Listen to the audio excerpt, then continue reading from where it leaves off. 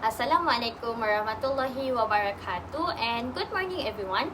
My name is Nurul Ain binti Abdul Salam 22112511, and I am a Bachelor of Shariah student.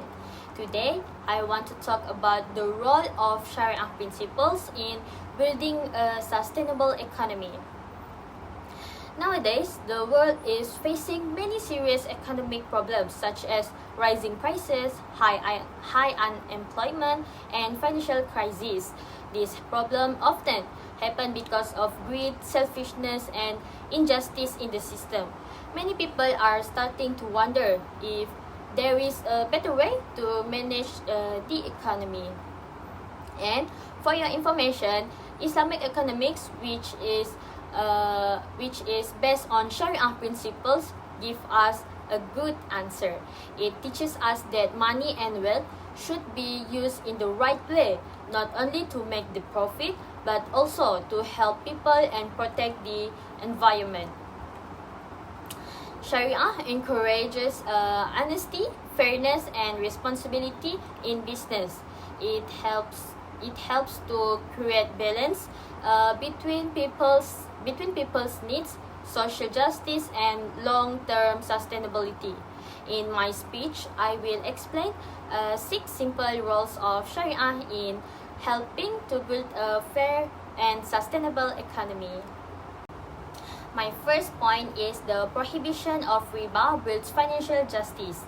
Riba or interest is one of the main causes of inequality and financial problems in the world today.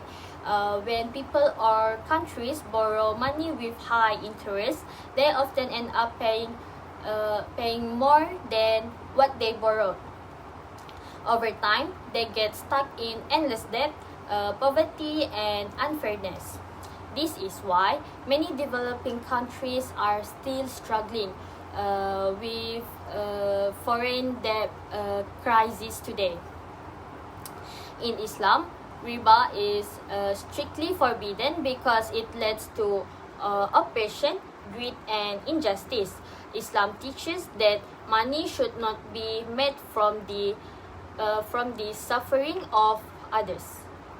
Instead of taking interest, Islam introduces a fair system like mudarabah and musyarakah.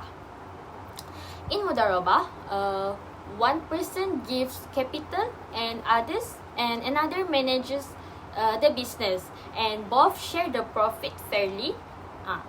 In musyarakah, 2 or more people invest together and share the profit and loss based on their contribution. These systems make the economy more human, fair, and balanced because everyone works together and helps each other instead of taking advantage. Islam believes that a just economy must protect both the rich and poor, ensuring that wealth circulates and benefits everyone in society. Next, moving on to my second point, zakat and charity reduce poverty and support society. Zakat is one of the most powerful tools in Islam to reduce poverty and help those in need. It is not just a donation, but an obligation for Muslims who are able to give. Zakat ensures that wealth is shared fairly and does not stay only with the rich. In some Muslim countries, zakat funds are used to support education, housing, healthcare, and small businesses. This helps poor families build a better life and become more independent. Besides zakat, Islam also encourages charity, sadaqah, and waqf or endowment.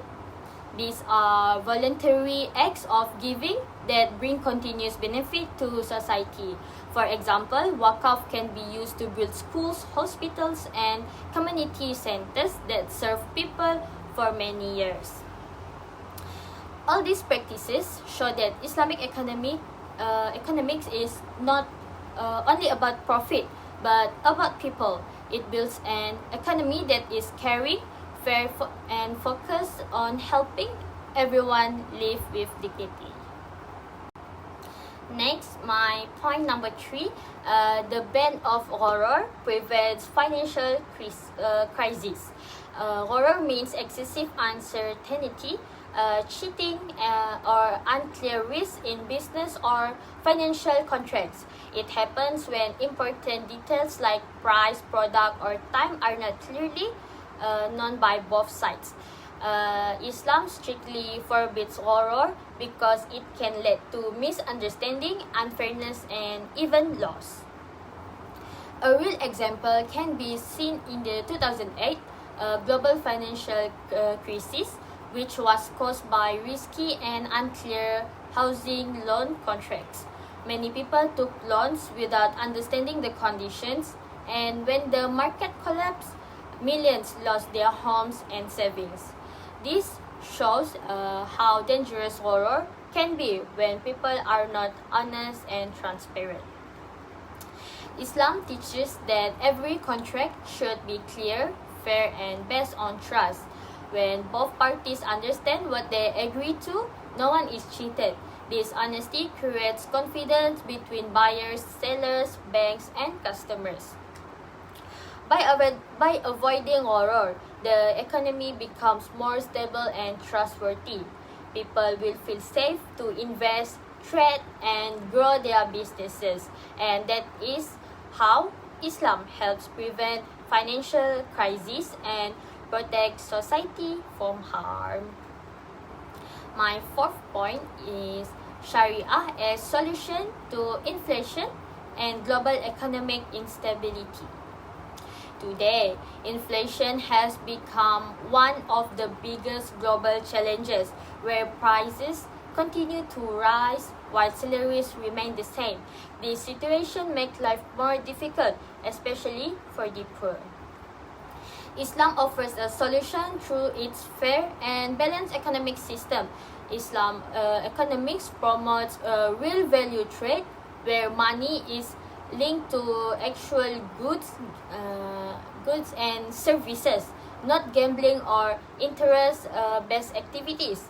This approach helps control inflation and protect the real value of wealth. In addition, Islamic finance supports investment in productive sector such as agriculture, energy, and education, which creates jobs and strengthen the economy. By applying Sharia principle, we can build a more stable, fair, and sustainable economy and sustainable economic system for everyone. My point number 5, good governance and accountability prevent corruption. Corruption is one of the main reasons many countries face economic failure. When leaders misuse power or take money for personal gain, people suffer and the country becomes poor. Islam teaches that leaders and business owners must act with amanah, trust, and hisbah accountability. A Sharia-based system encourages transparency, honesty, and fairness in every level of management. Leaders should make decisions for the benefit of the people, not for themselves. When they fear Allah and follow Islamic values, they become more responsible and careful with public money. With good governance and accountability, corruption can be reduced. The economy becomes stronger, more stable, and trusted by the people. My sixth point or my last point is Sharia principles support the Sustainable Development Goals (SDG). Sharia principles are in line with United Nations Sustainable Development Goals (SDGs), which aim to make the world more fair, peaceful, and sustainable. The values taught in Islam already support these global goals long before they were created.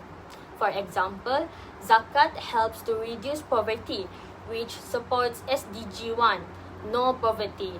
Fair trade and the prohibition of exploitation support SDG 8, decent work and economic growth. because Islam encourages honest business and fair wages.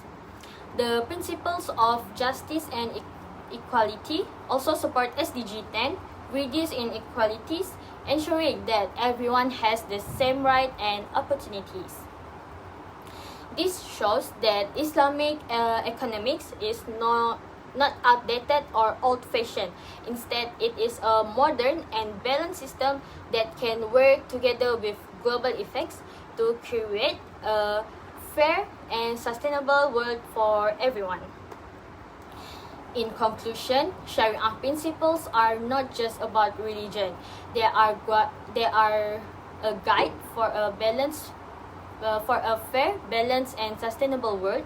From banning riba to promoting justice and technology, Islamic economics provides real solutions for global problems.